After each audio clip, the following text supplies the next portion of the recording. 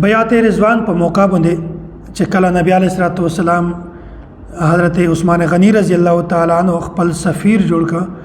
مکه ته ورولږه کافر ته ورولږه سفیر یې جوړ ک بیا په یو وخت کې دتا یو غلط خبر وغی نو دا یو روایت دی امام ترمذی رحمت الله علیه د انس بن مالک رضی الله تعالی عنہ په واسطه سره دا روایت نقل کړی دی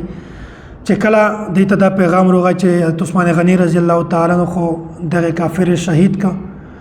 بیا نبی علیه الصلوۃ والسلام صحابه کرام ته ویل چې تاسو کې څوک د مسره دا بیعت کو عهد کو چې میږه یغه وخت پر نه پڅړ کیږي چې پر هم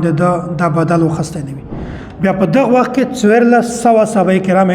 د نبی علیه الصلوۃ والسلام په لوس باندې بیعت وکړه چې میږه خامخا د حضرت عثمان غنی رضی الله تعالی عنہ دا بدل خامخا وخلی نو په دغه موقع باندې نبی علیه الصلوۃ والسلام د بیعت په موقع باندې د خپل لوس په بل لوس باندې کښیاش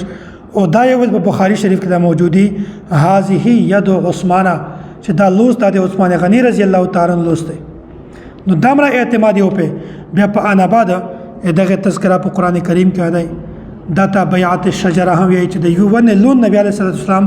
دغه صحابه کرام نه بیعت وخص الله تعالی قران کریم کې فرمای لقد رضی الله عن المؤمنین اذ یبایعونک تحت الشجره دا تحت الشجره د ون لون دی دا ته بیعت رضوان وی چې هغه نبی علیه الصلوۃ والسلام د حضرت عثمان غنی رضی الله تعالی عنہ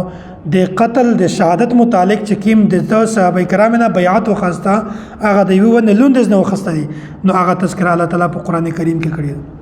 د غرنګ په دې کې دا یو خبره بلغه چې کله مشرکین نبی علیه الصلوۃ والسلام صحابه کرام د عمر نه منع کړل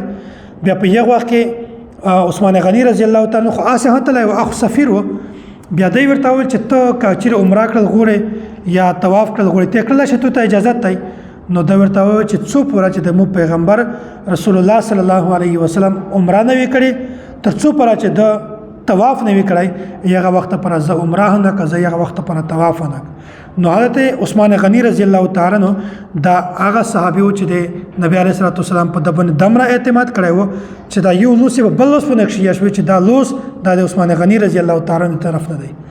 عثمان غنی رضی الله تعالی عنہ دا هغه صحابي